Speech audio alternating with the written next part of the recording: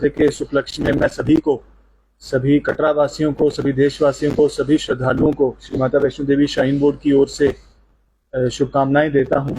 और इनवाइट भी करना चाहता हूं, बिकॉज जैसा कि सभी लोगों को उम्मीद रहती है और इंतजार कर रहे होते हैं वो शारदीय नवरात्रों का, क्योंकि विशेष इंतजाम श्री माता वैष्णो देवी श्राइन बोर्ड की तरफ से किए जाते हैं। तो इस साल भी पिछले साल से या पिछले नवरात्रि से मैं कहूँगा आगे बढ़कर कुछ एडिशनल जो इनिशिएटिव्स हैं बोर्ड की तरफ से लिए जा रहे हैं। और सबसे पहले तो रेलवे स्टेशन पर एक नया यात्री पंजीकरण केंद्र, यात्रा रजिस्ट्रेशन काउंटर हम शुरू करने जा रहे हैं, जहां पर कल सुबह यानी कि 1 तारीख को 5 बजे से जो है पंजीकरण शुरू होगा और 8 डेडिकेटेड काउंटर्स वहां पर लगाए गए हैं, जिससे कि यात्रा पंजीकरण केंद्रों की कुल संख्या 39 से बढ़कर अब 47 होगी। तो कुल मिलाकर के 47 जगह पर जो यात्री हैं अपना पंजीकरण करा सकते हैं। रेल से आने वाले यात्रियों के लिए ये विशेष सुविधा रहेगी, ताकि वो तुरंत जैसे ही वो रेलवे स्टेशन से एग्जिट करें तो हमारा पंजीकरण केंद्र वहां है और वहां पर काउंटर्स के अलावा जो है वॉशरूम्स की जो सुविधा, पानी की सुविधा, वेटिंग की सुविधा और मदर्स के लिए भी एक स्पेशल रूम, एक डेडिकेटेड रूम तैयार किया गया है, ताकि किसी भी यात्री को कोई भी प्रकार की इनकन्वीनियंस ना हो, वो आराम से वहां पर विश्राम कर सकते हैं, पंजीकरण करवा के उसके बाद कटरा की ओर प्रस्थान करके यात्रा के लिए आगे निकल सकते हैं। तो ये जो डेडिकेटेड काउंटर है ये हमें कटरा शहर में भी डीकंजेशन में काफी मदद करेगा, क्योंकि आप सभी लोग जानते हैं कि कटरा शहर में काफी कतारें लगती थी पहले और काफी जो माध्यमों से हमें ये फीडबैक रहता था कि कैसे हम कतार संख्या के अंदर जो रुकने का जो समय है उसको कम कर सकें और वेटिंग टाइम को कैसे मिनिमाइज करें। उसी की दिशा में इस कदम को उठाया गया है और हमें उम्मीद है कि इस रजिस्ट्रेशन काउंटर के ऑपरेशनल होने से यात्रियों की कन्वीनियंस में काफी वृद्धि होगी और हम किसी भी प्रकार की जो क्यूज हैं वो कटरा में इस बार नहीं देखेंगे इस नवरात्रों के उपलक्ष्य में। उसके अलावा सिक्योरिटी के लिहाज से एक इम्पॉर्टेंट फीचर हम इस नवरात्रि से इंट्रोड्यूस करने जा रहे हैं, बल्कि कल से ही इंट्रोड्यूस करने जा रहे हैं, जिसके अंदर हम RFID कार्ड्स को रिप्लेस कर रहे हैं। क्योंकि RFID कार्ड्स एक सुरक्षा का बड़ा अहम माध्यम था हमारे लिए और जो 2 साल पहले बोर्ड ने इंट्रोड्यूस किया था, जिसके अंदर हर यात्री पंजीकरण के वक्त जब अपनी डिटेल शेयर करता है तो उसको एक कार्ड पहनाया जाता है, जिसके जरिए पूरे यात्रा मार्ग पर हम यात्री की ट्रैकिंग करते हैं और CCTV सर्वेलेंस से भी यात्रा मैनेजमेंट की जाती है। यात्रा कार्ड्स के अंदर सिक्योरिटी के लिहाज से भी जब रिव्यू किया गया तो ऐसा देखा गया कि कई जगह शायद पिल्फरेजेस थी या शुरू में पायलट बेसिस पर जब कार्ड इंट्रोड्यूस हुए थे तो यात्रियों ने इग्नोरेंस की वजह से वो कार्ड्स वापस नहीं किए थे और काफी सिक्योरिटी में इश्यूज हम फेस कर रहे थे। उसी डायरेक्शंस में आगे बढ़ते हुए माननीय उपराज्यपाल द्वारा इस मुद्दे को पूरी डिटेल में रिव्यू किया गया और उनकी कई लगातार विजिट्स भी हुई पिछले कुछ 2-3 हफ्तों में और उनके डायरेक्शंस के ऊपर ही इस जो नए यात्री कार्ड को इंट्रोड्यूस किया जा रहा है। तो आपकी जानकारी लिए मैं बताना भी चाहूंगा कि इस किस्म का एक येलो और रेड कलर का कार्ड है, जो कल सुबह जितने भी यात्री जा रहे होंगे यात्रा कार्ड, वो इसी यात्रा कार्ड को लेकर के यात्रा के लिए आगे बढ़ेंगे। और जो पुराना कार्ड था वो इस तरीके का था, आई थिंक अब तक तो आप सभी लोग अवगत हैं इस तरीके से। इस कार्ड को हम फेज आउट कर रहे हैं, तो ये कार्ड 3 तारीख के बाद से वैलिड नहीं रहेगा। तो जो भी यात्री श्री माता वैष्णो देवी दर्शनों के लिए इस नवरात्रि आएंगे, मतलब 3 तारीख से, वो ये जो हमारा नया कार्ड है, इसी नए कार्ड के जरिए ही यात्रा का जो सफर है वो शुरू कर सकेंगे। पुराने कार्ड्स को हम फेज आउट कर रहे हैं। तो हमारी कोशिश यही है कि जो संख्या नंबर्स फिक्स्ड हैं, 50,000 की जो यात्रा सीलिंग है, उससे ज्यादा यात्री किसी भी समय पर ट्रैक पर ना हो और जो जोन वाइज भी हमने कैरिंग कैपेसिटीज डिफाइन की हैं, उन कैरिंग कैपेसिटीज को भी स्ट्रिक्टली फॉलो किया जाएगा। तो इस सिक्योरिटी मेजर को इंट्रोड्यूस करना एक इम्पॉर्टेंट हमारा जो एजेंडा है इस शारदीय नवरात्रि का बोर्ड की डायरेक्शंस पर, उसको हम इस बार एक्टिवेट करने जा रहे हैं। उसके अलावा जो हमारे स्टैंडर्ड नवरात्रि अरेंजमेंट्स रहते हैं सभी यात्रियों के लिए, वो इस साल भी उसी तरीके से अवेलेबल रहेंगे। चाहे वो भोजनालयों में हमारे व्रत संबंधी जो खाने की व्यवस्था होती है, सभी भोजनालयों में उसी प्रकार से अवेलेबल रहेगी। पीने के पानी की व्यवस्था के भी कुछ काउंटर्स हमने इस साल एडिशनल किए हैं ताकि किसी प्रकार की इनकन्वीनियंस ना हो। स्वच्छता की हमारी ड्राइव पिछले 2 हफ्ते से बरकरार है, जारी है और हमारे जितने भी सीनियर ऑफिसर्स हैं सभी सेक्टर्स में, सभी जोन्स में दिन में और रात में इंस्पेक्शंस कर रहे हैं, ताकि जितनी भी यात्री संबंधी व्यवस्थाएं हैं, चाहे वो पीने के पानी की हो, टॉयलेट्स की साफ सफाई हो, लाइटिंग की व्यवस्था हो रात के समय में, उन सभी चीजों पर हम काम कर रहे हैं। जो व्हाइट वॉशिंग और फेस लिफ्टिंग का काम है वो भी तकरीबन मुकम्मल होने जा रहा है और आने वाले 2 दिनों में उसको कंप्लीट कर लिया जाएगा। यात्रियों को देश विदेश से जो फूल लाए जाते हैं उससे जो साज सजावट होती है उसकी बड़ी उम्मीद रहती है इस नवरात्रि पे, तो उसका भी काम पिछले 1 हफ्ते से चल रहा है और हमारे पूरे ट्रैक पर जो है साज सजावट हम कल शाम तक हमारी कोशिश है, या ज़्यादा से ज़्यादा 2 तारीख तक उसको कंप्लीट करेंगे, ताकि 2 को भी जो यात्री इस बार यात्रा करेंगे, बिकॉज 2 भी छुट्टी आ रही है, तो हम अज्यूम करते हैं कि शायद 2 तारीख से भी उस तरीके का यात्रा की भीड़ हमें देखने को मिलेगी। तो उसके मद्देनज़र जो है जो सजावट का काम है वो 2 तारीख को ही हम सब कंप्लीट करेंगे, ताकि यात्रा को किसी प्रकार की प्रॉब्लम ना हो और वो एक अच्छा अनुभव, जैसा उम्मीद करते हैं, वो अनुभव लेकर के लौटें। सर, इसके साथ ही 3 ऑलरेडी लंगर जो है डेडिकेट यात्रियों को किए गए हैं, और as per the direction of the chairman साहब, एलजी साहब, तो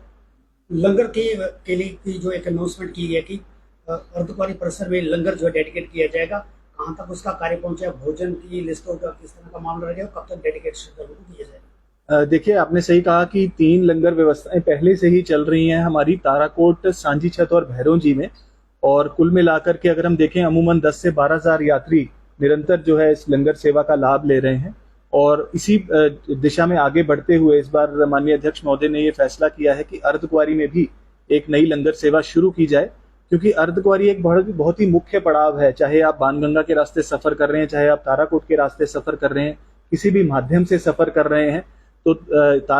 अर्धकुंवारी जो है एक इम्पोर्टेंट जंक्शन रहता है, जहां लोग शायद कई बार पवित्र गर्भजून गुफा के दर्शन के लिए भी इंतजार कर रहे होते हैं। तो उस पॉइंट पर एक नया जो लंगर सेवा है उसको हम शुरू कर रहे हैं। उसका काम जो है वो जो सिविल कंस्ट्रक्शन पार्ट है वो सारा काम कंप्लीट कर लिया जा चुका है, और 3 तारीख सुबह से पवित्र पहली नवरात्रि के पवित्र दिन पर उसकी हम शुरुआत करेंगे। और जो हमारी नई बिल्डिंग शीतला भवन के नाम से जो हाल ही में जिसका काम कंप्लीट हुआ है, जो एम्प्लॉय अकोमोडेशन है,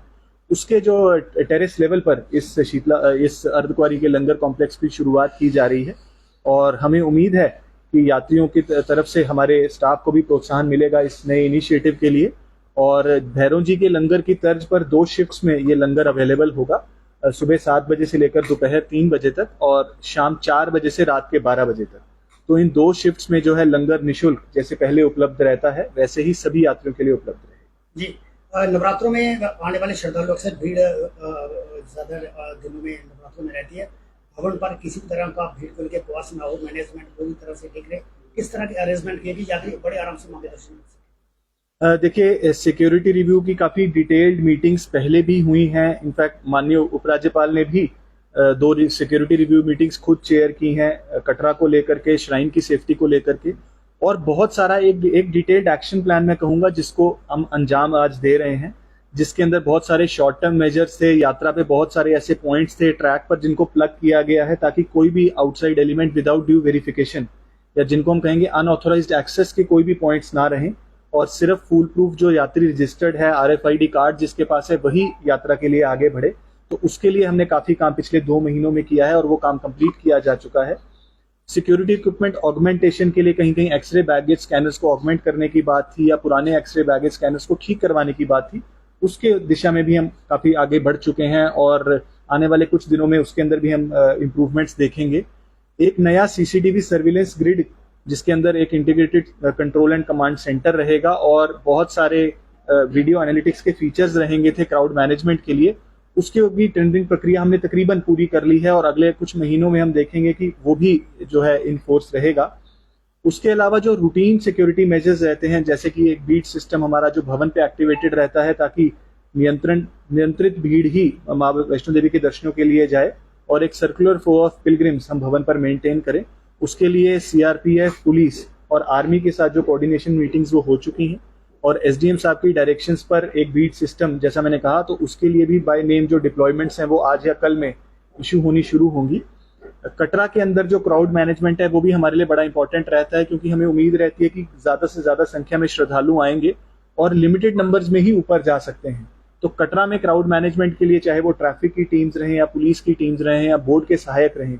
हम सभी का एक जॉइंट जो टीम्स हैं वो इन प्लेस रहेंगी। और ट्रैफिक मैनेजमेंट, चाहे वो न्यू बस स्टैंड पे डाइवर्शंस की बात हो, चाहे बाणगंगा रोड के ऊपर डाइवर्शंस की बात हो कि कैसे पैदल यात्रियों को किसी प्रकार की इनकन्वीनियंस ना रहे, तो उसके ऊपर हमारी टीम काम कर रही है। बाणगंगा जो दर्शनी ड्यूटी है, वहां पर भी हमारा एक नया जो है क्यू कॉम्प्लेक्स, उसकी भी तैयारी चल रही है, जिसके अंदर पहले हम देखते थे कि गर्मी में या बारिश के दिनों में यात्रियों को वेट करने में काफी इनकन्वीनियंस होती थी। तो उस क्यू कॉम्प्लेक्स का भी 50% काम कंप्लीट हो चुका है। तो जितने भी लोग उस ग्राउंड फ्लोर पे वेट कर रहे होंगे, उनको इस प्रकार की कोई इनकन्वीनियंस इस नवरात्रि में नहीं होगी। और RFID कार्ड्स की जो फ्रिस्किंग है और उसकी जो चेकिंग है उसको भी हम इम्प्रूव करने के लिए एडिशनल हैंड स्कैनर्स इस बार दे रहे हैं, ताकि कम से कम समय में स्कैन होकर यात्री अपने भवन की तरफ आगे बढ़े। दिव्यांग श्रद्धालुओं को बैटरी कार तो निःशुल्क उपलब्ध हो रही है, क्या पिछली नवरात्रों के तंज पर उन्हें नीचे से घोड़ा भी मिले? देखिए, ऐसा है कि दिव्यांग श्रद्धालुओं के लिए कई जो है सिक्योरिटी मेजर्स को कई सारी कन्वीनियंसेस को बढ़ाया गया है और हर साल या हर नवरात्रि पर कुछ एडिशनल मेजर्स बोर्ड की तरफ से लिए जाते हैं। और इस साल जैसा आपने फरमाया कि अब दिव्यांग श्रद्धालुओं के लिए बैटरी कार सुविधा पूरा साल निःशुल्क बोर्ड की तरफ से अवेलेबल है। और साथ ही साथ एक विशेष हेल्प डेस्क नवरात्रि में सेटअप किया जाता है इन श्रद्धालुओं के लिए, जो हर नवरात्रि की तरह इस साल भी निहारिका में भी एक विशेष हेल्प डेस्क और भवन पर भी इसी तरीके का हेल्प डेस्क रहेगा, जो सभी तरह की सेवाएं यात्री दिव्यांग श्रद्धालुओं को प्रायोरिटी पर और निःशुल्क देने की हमारी जो कमिटमेंट है बोर्ड की, वो इस नवरात्रि में भी कायम रहेगी। और प्रायोरिटी दर्शन के लिए भी एक विशेष टीम हमारी भवन पर रहेगी, ताकि ऐसे हमारे श्रद्धालुओं को किसी प्रकार की इनकन्वीनियंस न हो। सर, नवरात्रों में जो सीनियर सिटीजन है, चाहे कोई बीमार यात्री अगर आता है ऑन स्पॉट, उसको फैसिलिटीज चाहे चौपर की, बैटरी कार सर्विस के भवन में रहने की, उनके लिए किस तरह की व्यवस्था रहेगी? देखिए, सीनियर सिटीजन्स के लिए एक विशेष कोटा जो है हमारी ऑनलाइन सर्विसेज में पिछले 2 महीने से एप्लीकेबल है, चाहे वो बैटरी कार की सुविधाएं हो, चाहे वो रोपवे की सुविधाएं हो। तो इसके अंदर सीनियर सिटीजन और दिव्यांग दोनों किस्म के श्रद्धालु जो है वो कवर्ड हैं, और उन सभी को जो है प्रायोरिटी सर्विसेज ऑन स्पॉट भी हमारे काउंटर मैनेजमेंट सिस्टम से अवेलेबल रहेंगी। इसके अलावा हेल्थ केयर ऑगमेंटेशन के लिए बोर्ड ने एक छोटा सा कदम पिछले कुछ महीनों में लिया है, जिसके अंदर हमारे सभी जो हेल्थ सेंटर्स हैं उसके अंदर हेल्थ ATMs लगाए गए हैं एक CSR इनिशिएटिव के थ्रू। और जो हमारे सीनियर सिटीजन हैं या मेडिकली जो समझता हूँ थोड़े से लोग अनफिट रहते हैं या परेशानियां जिनको रहती हैं, उनके लिए ये सुविधाएं काफी हेल्पफुल रहेंगी। और हमारे सारे हेल्थ ATMs को हमारे नारायणा हॉस्पिटल के साथ कनेक्ट किया गया है, ताकि रेफरल्स जो हैं वो बिल्कुल सीमलेस हों। और अगर किसी को कोई परेशानी आती है और हमारे मेडिकल सेंटर पे वो रिपोर्ट करता है, तो उसको भी सुपर स्पेशलिस्ट हैं हमारे हॉस्पिटल में, उनकी जो सर्विसेज हैं वो ऑन कॉल अवेलेबल रहेंगी, वीडियो कॉल के जरिए अवेलेबल रहेंगी। कटरा के जो स्थानीय लोग हैं, एक बार आपके पहले बताया गया था, जो रेगुलर जाने वाले हैं माता वैष्णो, जो आधार कार्ड दिखाकर जो है वो वहाँ पे उसका थोड़ा सा चलता है। देखिए, ऐसा है कि RFID जो है हमारा एक फलक्रम है सिक्योरिटी सिस्टम का, और ये बोर्ड का एक बड़ा कॉन्शियस डिसीजन है कि RFID के बिना किसी भी यात्री को हम ट्रैक पर रवाना नहीं कर सकते हैं। हाउएवर, जैसा आपने फरमाया, ये सजेशन पहले भी आया था कि बहुत सारे हमारे फ्रीक्वेंट विजिटर्स हैं या खास करके कटरा के बड़े स्थानीय निवासी हैं, जो कोई हर हफ्ते या हर महीने माँ वैष्णो देवी के दर्शनों के लिए जाते हैं। तो हमारी जो RFID की टीम है उससे हमारी इससे बातचीत चल रही है कि नए कार्ड्स के अंदर कैसे हम उनके लिए कुछ डेडिकेटेड कार्ड्स का फीचर इंट्रोड्यूस कर सकते हैं, उसके ऊपर हम काम करेंगे, ताकि उनको कतारों में ना लगना पड़े और उनके लिए ये जो है कन्वीनियंस का फीचर हम ऐड ऑन कर सकें।